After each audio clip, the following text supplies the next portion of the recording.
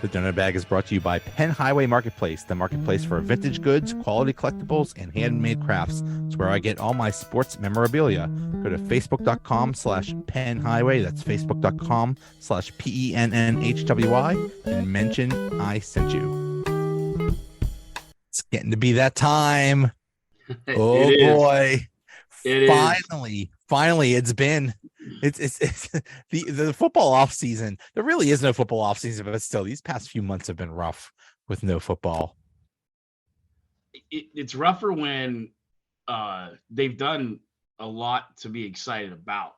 Last year it was like, well, we'll get to see how Kenny Pickett is, and now it's great draft, pretty strong and active in free agency.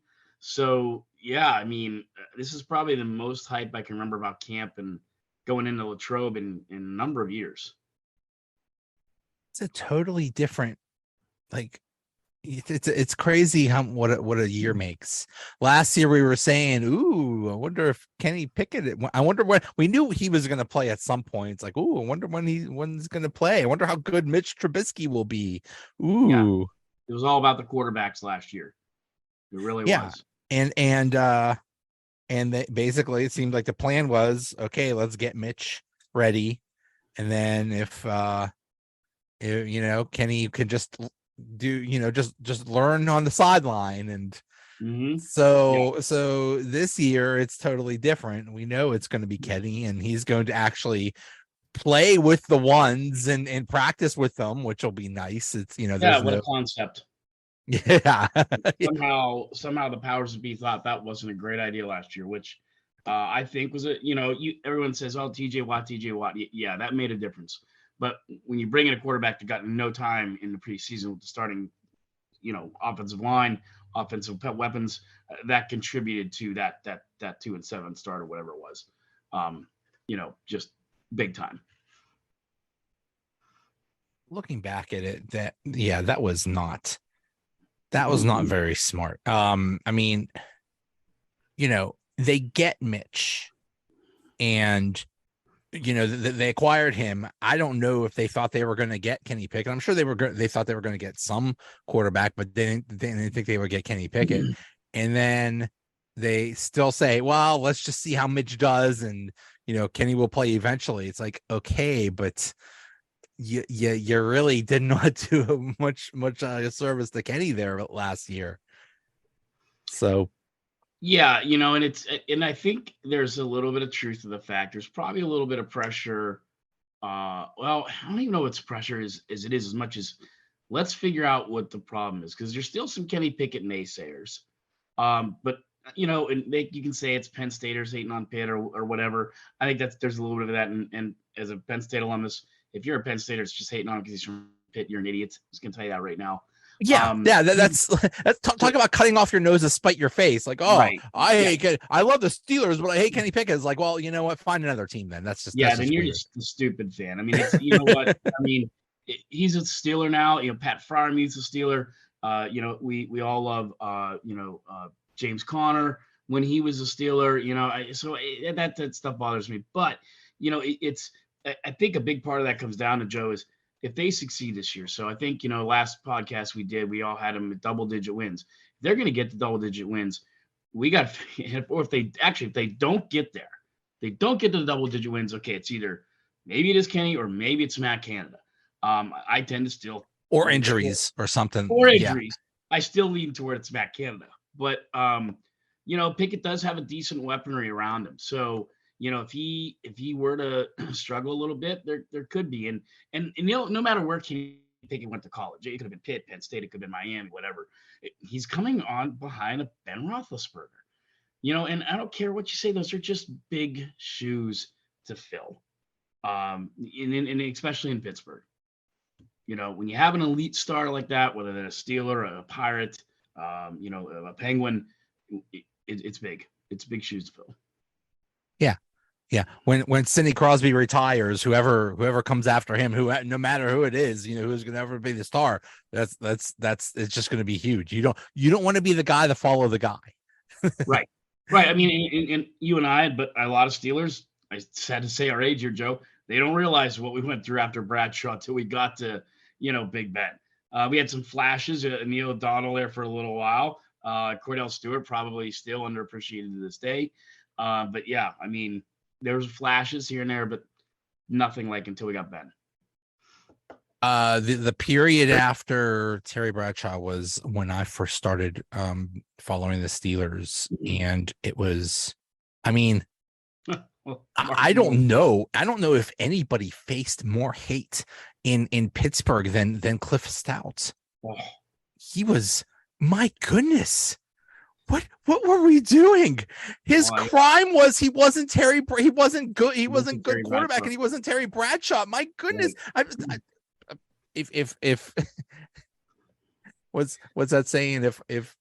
If I was in a room, if I had a gun with one bullet, if I had a gun with 2 bullets, and Cliff Stout, Bin Laden, and Hitler were in the room, I would shoot Cliff Stout twice.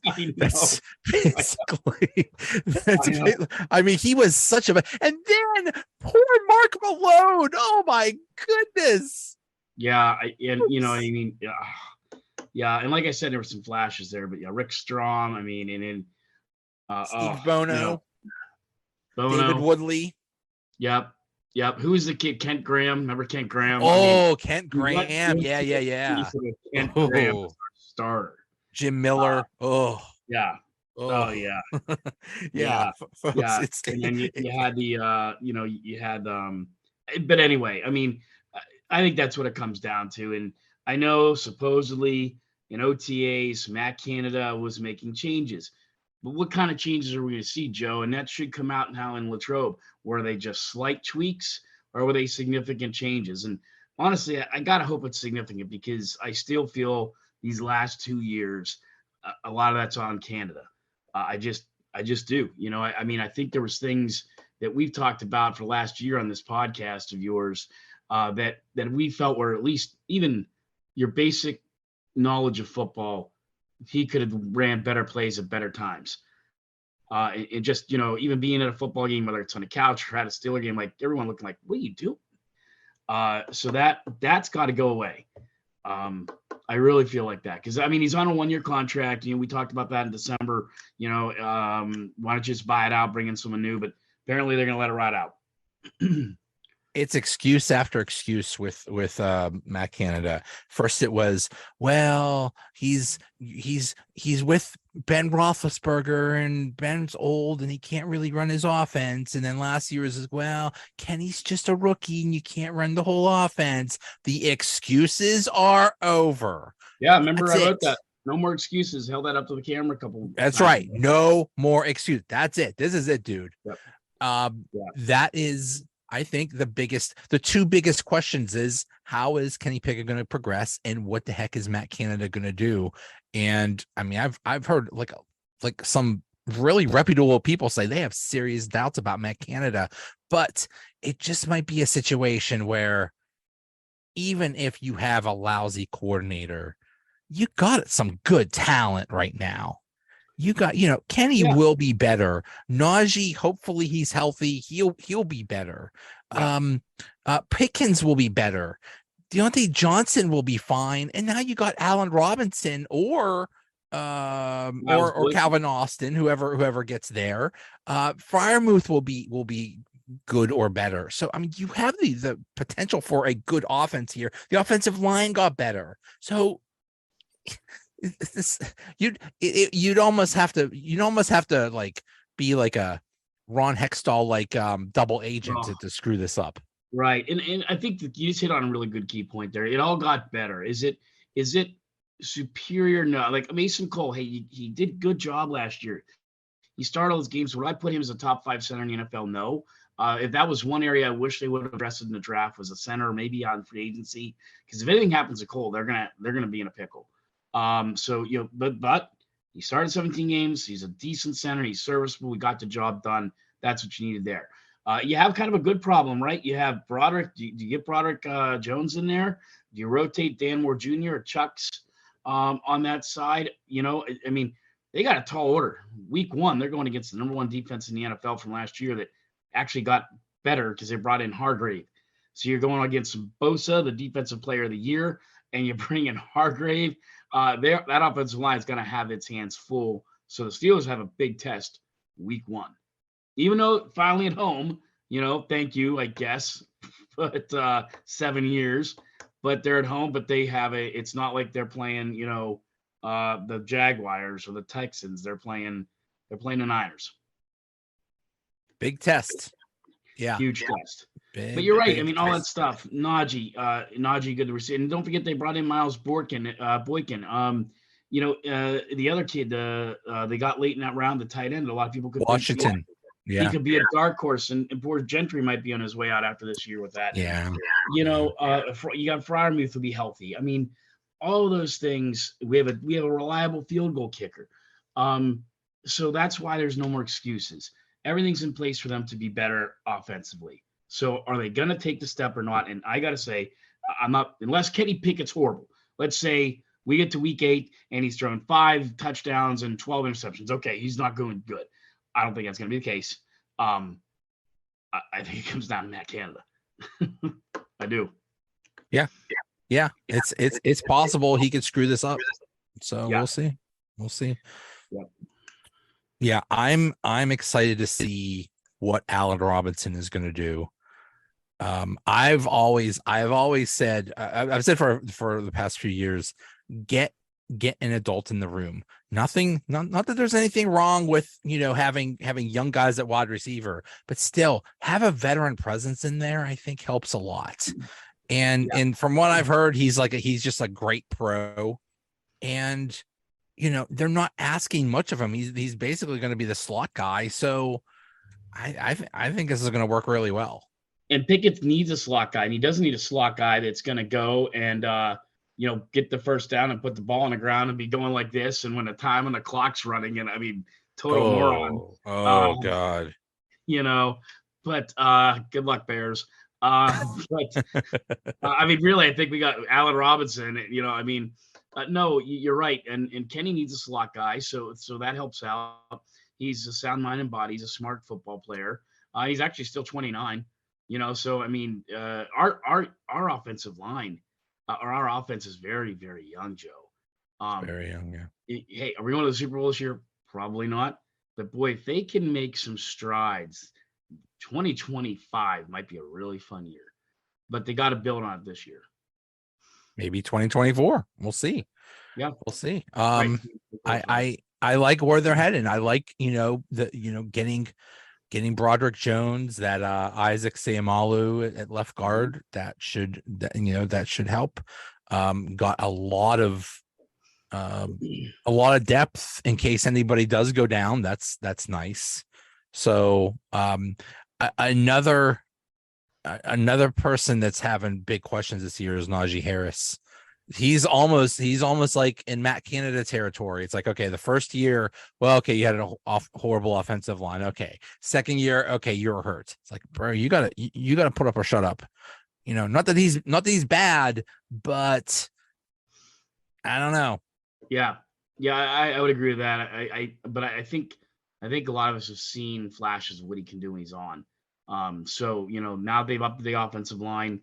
I think he could have a big year, and I think he does. You're right. I think he has to have a big year, and that's just going to be all the more to balance out that offense. But because running backs aren't getting a lot of love right now, Saquon Barkley is not getting a lot of love. They're just not getting valued like they were. I mean, Jerome Bettis went off on it today on ESPN about it. With Chris Mortensen. I think it was Mortensen, but they just, kind of getting disrespected. So, Najee needs to have a big year. I think catching it out of the backfield too, which is part of the Matt Canada offense. And he's kind of a running back that you want to see do that. Can he make progress? Can he step up? Because he needs to step up a little bit too, take the pressure off Kenny Pickett. Yeah. And it sounds like they're going to try to do like a run heavy offense, which is fine. So it's right there. It's right there, dude. Right there. It's just, well, when you think back to that Ravens game last year, we're 7-9 going into that game. And he kind of took over that second half. And then that pass from Kenny Pickett to him, that was beautiful. You can't tell me Kenny Pickett's not a good quarterback. That was a hard pass to make, and he made it right to Najee. And Najee kind of took over that game in the second half in particular. So, It's there. It is definitely there. Yeah. Yeah. And who knows what Jaylen Warren's going to do? I mean, he, great rookie year. Who he might take a step up too. So that might be really interesting. I know in fantasy football, people are down on Najee basically because they think Warren it's almost going to be like a 50-50 split or something like that. Like, yeah. Well, I think I mean, everyone talks about that now. When you look at one of the big things about the Atlanta Falcons is they have like a three-headed monster at running back, and like each guy might get 7 touchdowns this year, and it's, but that's the way of the NFL. We've kind of joked about that on here before. And I can go back and look for my league in like, say, 2005 when we drafted. And I think one quarterback in the first 12 picks, all 11 picks running back. And that was from like 05 to, maybe 09. And then all of a sudden it started to shift. So it's been a big paradigm shift in the NFL. And you say, well, it's fantasy football. Okay, it's fantasy football, but fantasy football is really a direct, descendant of what's actually going on in the real league. Now you look at our drafts, Joe, at least in my league, it's receiver, maybe a running back, quarterback, maybe 1 or 2 running backs, maybe. It used to be like the first 10 picks for running backs, maybe even more. Yeah, maybe more. And now it's like, I think I saw like maybe 2 or 3 in the top 10 or top 12 or something like that. Like, right. Times have changed. They really have. They really have. So, but it's still, even despite that, I think if Najee can have a solid year, Warren can have a solid year. You figure if Najee gets around 9 or 10 touchdowns and Warren gets 4 or 5, that's what you need. That's fine. That's fine. Yeah. I would be very happy with a 2-headed monster. I think that would be just fine. I'm also interested to see how they're going to use Connor Hayward. Running back, tight end, H-back, fullback, little all the above. I don't know how he's going to be deployed. That might be interesting to see how that ends up. It really is. And I think a lot of us want to see him succeed based on how much his city's embraced his brother and how much his brothers embraced this city. So yeah, I mean, I think that's definitely one to watch. See if he can make some noise in camp and see what we can see out of him. But the talent level's there. And I know for a fact, won't say how, that he's been practicing with him. I got a chance to talk to him for a little while last week at an undisclosed location where he was practicing with his brother. And he's just as nice as his brother. Really good guy. And I think Steeler Nation are really going to be happy about this kid. Oh, very cool. Yeah, I just saw Cam Hayward had his celebrity softball thing. And it's just really cute how he is with his brother. And I mean, Cam Hayward is, God, it's been, what's this, his 13th year, 12th year. You wonder how long he's going to keep going, and he's still playing at a high level, but I wonder if he's just wants to keep him going longer just so he can keep playing with his brother, because that's so cool that they get to play with each other. Yeah, I agree. It's definitely going to be interesting. And in some of these rookies that they drafted, I think a lot of these rookies, I mean, we're not going to see them start, but I think they're going to make some impact. And you have some guys you brought in, Cole Holcomb and Ellendon Roberts from the Dolphins. Holcomb's coming in injured, which was the concern. He only played 7 games last year for the Commanders. Look at me going Redskins, Joe. For the Commanders. And from what they're saying, he's far from game ready. So, they don't have a lot of depth behind those two. So it's going to be interesting to see how they play. Roberts could get some significant time in Latrobe and maybe even in preseason before they feel Holcomb's ready. And he might be able to, he had 107 tackles last year, career year for him. So, I don't think there's a lot of expectations because of the Holcomb thing. But he might come in and really surprise a lot of people there. So I think that's one battle, if you want to call it a battle, that's one position I'll be watching, see what they do with that defensively. Yeah. Yeah. Inside linebacker is one of the biggest question marks. Mm-hmm. They replaced both inside linebackers. Nobody knows how it's going to be. And hopefully they just change their philosophy from the Ryan Shazier the inside linebacker that has to do everything and run the whole thing to hopefully that they've changed their philosophy, because you just can't find elite inside linebackers. There's only a few in the whole league, so you gotta shift, and I think they have. Hopefully Holcomb is okay, because I think they're going to depend on him a lot. Roberts, not so much. I think he's the secondary one, but I think they expect a lot of things from Holcomb, so hopefully he does well. But if not, there's also that Mark Robinson, who it'll be his second year. So yep. It's always fun, and I guess this is probably true in most NFL cities, but it always seems like with the Steelers, there's somebody that comes out of nowhere. And what if Pittsburgh Yinzers love anything, they love an underdog. So it'd be interesting to see who that guy might be this year, coming out of camp, and it could be Roberts. He's going to have a chance. I think you're right. I think the initial thing is Holcomb's going to be our guy. But it's just interesting, and I'm kind of always intrigued to see who that guy might be. Yeah. We fall in love with somebody, and a few years ago it was what's his name, the quarterback that was like a rocket scientist. I forget his name. Yes. I think he's with with Cleveland. Right. And then it was Duck Hodges, and then it was and then it was someone else. There's always someone. I remember when it was Eric Green, and then Eric Green became a legitimate player in the NFL for a number of years, and so I mean it's like I said, it's not every year, but just about every year there's always somebody. And boy, Yinzer fans just hitch their start to him like, oh, you got to play him more, and so that could be interesting to see too. And but we got a lot of good free agents in the cornerback position. You see if Levi Wallace comes out and what's he going to do? Is Joey Porter Jr. That's kind of all eyes will be on him. Yeah. Patrick Peterson. There's just that's I'm saying. We said at the top of the show here, there's so much to watch and to be excited about. So it's just like, wow, how's he going to do? How's he going to do? And I think the Pittsburgh media is going to be pretty busy with reporting out on a lot of different players. Yeah. I know. I always go out like once or twice to Latrobe. I love going out there. Patrick Peterson. By the way, we acquired basically a future Hall of Famer. That's. Yeah, by the way. Amazing.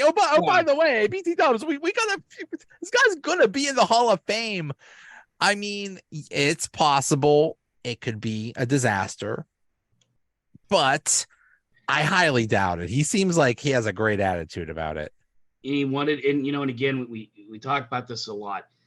And in fact, we were talking before we started the podcast. I'm in Iowa this week. I swear, like out of the last 5 times we've done this show, I was in Miami, Memphis, Iowa. And I was just in this room full of sports guys today. It's, the business I work in, and there's nobody else from Pennsylvania, right? They all love Mike Tomlin. I mean, they make a point to say to me, man, you got the greatest coach. And it's so funny to me, the dichotomy of that, because you go into Allegheny County and anywhere, and it's like, wow. It's like 50-50, and they want him fired. And they said, well, Patrick Peterson wanted to play for Mike Tomlin. He couldn't resist passing that up. So it's players, it's everybody outside of the Pennsylvania and probably West Virginia line who just love Mike Tomlin.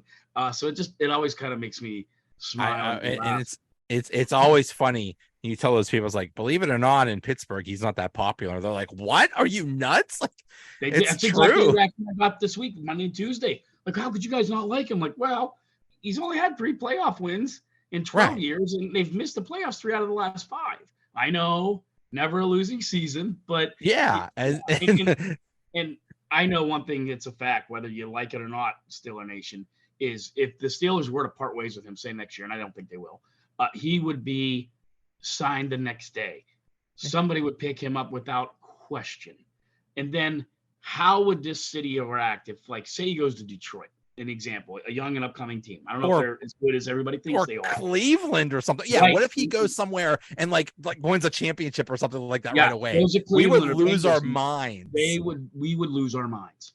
So it's a fine line, but it is funny. Like, there's a guy here from Vegas, a couple guys from Texas. They all, I mean, these are Cowboys fans. You got the best coach. I wish we had Mike Tomlin. If we had Mike Tomlin, we win a Super Bowl. We're in a Super Bowl now.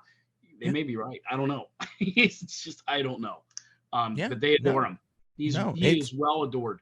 It is that. Yeah, I've heard the same thing from anybody outside Pittsburgh. They're like, my God, you have the best coach. He is so awesome. Like, yeah. Yep. And yet, and hey, I get it. I get, the people that don't like him because they think we're settling for mediocrity. Like we like being 9-8 and then having that non-losing streak. It's like, no, he doesn't like it. Nobody likes it, but those are the circumstances. But there were a couple of those years, like the year Ben got hurt, the entire season. That was just a masterful coaching job by Tomlin to get them above 500. Oh yeah. Last year was a pretty good coaching job considering you had what you had with the offense and, Mitch Trubisky sucking and Kenny Pickett a rookie and and Matt freaking Canada and all this stuff and still them getting over 500. That was impressive too. So, yeah, he is a great coach. But yeah, some people don't like that. It's like, nobody's happy with 9-8. Trust me. Nobody. No, and then you had oh my gosh, why am I having a bad time with names? Shouldn't be doing this. The offensive lineman, it was the veteran from the Army. Villanueva went on that Pat McAfee last week and was saying that he feels like Mike Tomlin is wasting his time as a football coach. He could be a senator, whatever, in charge of FEMA or something like that. Right. He's wasted his time. And there may be some truth to that. I mean, he is well loved. I mean, he doesn't open up, but they ran a bio on him on ESPN last year before the season started about all this work he does in Africa. And he's a beautiful person, a wonderful person. And but in Yinzer, us Yinzers, we also part of us like, well, yeah, I haven't won a Super Bowl. We haven't been to a Super Bowl. The Super Bowl you won was with Towers players. There's some validity to that, but then I think again, it's a fine line to walk. It's funny that the criticism is he's only been in 2 Super Bowls in the last 13 years.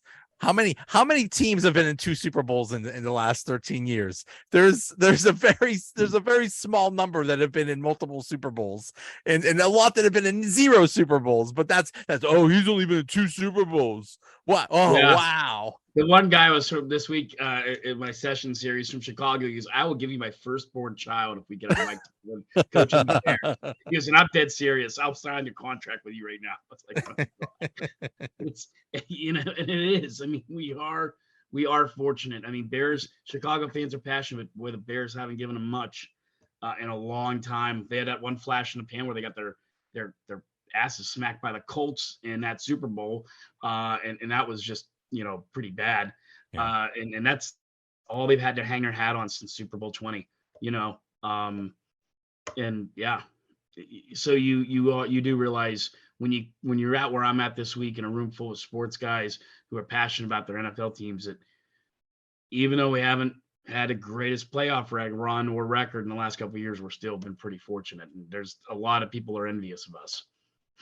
So yeah. Another thing about Mike Tomlin is apparently he's just a great boss. Apparently what he does is he's always communicating with people and he tells you exactly what he expects and and where you're at. I wish I had a boss like that. We all do. We all wish we had. A lot of times your boss ain't that great. Yeah. Right. Yeah, no. Everybody seems to love playing for him. So yeah, I mean, even with Devin Bush, there wasn't a lot of, it didn't seem like they get along, but didn't get real public. I mean, he didn't come out and said he hated Mike Tomlin or anything. He kind of went his way. He didn't end up being probably one of the GM and Mike Tomlin's worst draft picks over the last couple of years, but still it seems to be like Teflon a little bit, like, I don't know. So yeah, but that's why there's definitely no more excuses for Canada. What we said earlier in the show here, but there's also not a lot of excuses for Tomlin too. I hate to say that. And we just got done talking about how fortunate we are, but you're starting to build a younger team again. So all that stuff when you had Ben and AB despite him being a psycho, and Le'Veon Bell in all their prime, not being able to win big one. Well, you could possibly have another run getting set up for that with Kenny and Najee Harris and Pickens. I mean, who knows? I don't want to get that far ahead of us yet, but that's what I'm saying, Joe. If they have a solid year, let's say a solid year to me this year would be maybe getting the AFC conference game or maybe a semifinal game. Let's say we lose to the Chiefs in overtime. Chiefs go on and do what they do. But boy, that makes next year a lot more fun. But that's where I think they need to be for me to get really excited about next year. Let's say like 10-7 and win a playoff game. I think that would be a huge success of a season. I think most of us would be okay with that. A lot of the experts have us 9-8 or 8-9. A few people a little bit higher than that. We had a little bit higher than that. All of us had them in double digits, I think in the teens for some of us. But yeah, that would be great. It is amazing.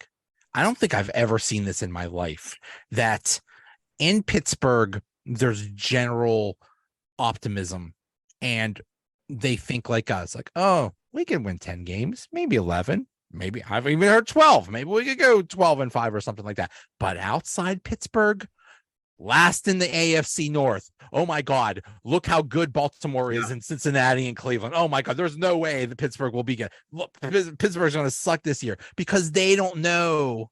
They look at Kenny Pickett and say, well, he sucks. Look at his number. They like, oh, who'd you get? Isaac Seumalo, who's that? So it's like they look at this whole thing and just think, oh, they're gonna stink. Like it's so crazy the difference between inside Pittsburgh and outside Pittsburgh of how they're gonna do this year. Yeah, that's true. And I, they had that the other day with the forecast there from Yahoo and average, they pulled from like 9 or 10 media sources across the country. Kenny Pickett's average quarterback ranking is 20th, from pulling all those things. I think the highest magazine had him ranked 17th, but everybody had him between 17 and 20. I think a lot of us feel he's better than that. I do. And again, is this the year he's going to show it, or is Matt Canada going to be the reason he doesn't show it? And that's the thing. That's what we're going to see week to week. That's what it's going to come down to. And I think you made a great point with Najee Harris. He needs to step up having a solid year this year too. That's on him. Because I think Matt Canada is going to give him the chances. I really do. And that one you can't blame on Canada. If he's getting 20 touches a game or 18 touches a game, he better be making the best of those 18 to 20. This is it. Yeah, like we said, no more excuses for Matt Canada, no more excuses for Najee Harris, provided he's healthy. This is it, because he got it. Well, he's in year 3 or 4? 3. He was drafted in 21, so this is his third year. Yeah, so yeah, it's time to, and yes, it does suck being a running back right now. It's just such a horrible system. You get drafted, if you're drafted in the first round as a running back, you're there for 4 years, then that 5th-year option. So first 5 years, you're with the same team. Then if they decide to do the franchise tag, that's only 10 million. That's pretty reasonable. So that's your 6th year. You get your first 6 years of the league. The average player it's like 3-4 years, something like that. So it's a lousy system. And by the time you get to be, a free agent, age 26, 27, whatever, you're quote unquote over the hill. You're used up and they throw you away. It's a terrible system. It is. It is. But, again, like I said, it's the touches that they've got to get. And can you do the most with what touches you do have? Because, hey, you got the Bengals in this division and the Ravens. And you and I both, I think, agree that we think the Ravens are a little overrated. I don't see them being the division favorite like everybody else does. But they can open up the offense, and the Bengals sure as hell can open up the offense. And I think that's what a lot of us want to see. I mean, we don't need to see Pickett chucking it 60 yards down the field every play, but open it up for the love of God and get some passes over 15 yards. And that's where you're going to have a lot of help there in the slot. They had no help really in the slot. And we forget the kid, and I forget his name every time. The kid from Memphis that we drafted 2 years ago, who got injured in training camp, and we never got Calvin to see Austin? him. Yeah, he was drafted for really 2 specific reasons: tremendous speed and tremendous ability to do things after the touch of the ball. He could be another guy that we finally get to see what he can do. And I think Matt Canada, that was not his fault, but that was a guy that I think Matt Canada was really hoping he was going to get a lot of playing time and a lot of sites, because if he can do what he did when he was at Memphis, my God. So that's another guy. We'll see. Yeah. We'll see. Yeah. I'm excited to see. I'm excited to see what he could do. Hey, maybe he could be like our Tyreek Hill or something like that. I don't know. I mean, he's blazing speed. You can't teach that. So no, he has not a chance. Yeah. Every time you remember that, I swear to God, I'm going to buy a Calvin Austin jersey until we do the next podcast so I can know his name. Jeez. Or hold up a sign or something like that. Yeah, you got it down pat. It's like every time the kid from Memphis, that his name, he has a name. Oh, I forget so many names. I can't talk. Right. But yeah, no, it's so there's a lot of stuff. And that's why I mean, from Calvin Austin, Najee Harris to Warren, to this offensive line thing going on the right-hand side and the left-hand side, there are so many storylines going into it. It's just going to be a lot of fun. Yeah. And it's finally here. We're a week away. It's finally here. We could stop talking about it, because now everybody thinks that they're going to be awesome. You know, there are no draft busts. There are no injuries. Every team is going to be awesome. So we're finally going to get down to, you know, actually what's going to happen. And then we're finally going to get down to some preseason games. I guess they still do those. And then, you know, so yeah, we're finally, instead of just talking about it, actually talking about things that actually are going to happen instead of theoretical stuff. Right. Yep. For sure. Awesome. It's going to be a fun podcast here in a few weeks after we get into this and see how these storylines have all started to develop. Oh yeah. Yes, it will. All right. Well, good to talk to you again. Thanks, Joe. Good to talk to you. All right. I'll see you. See you, buddy.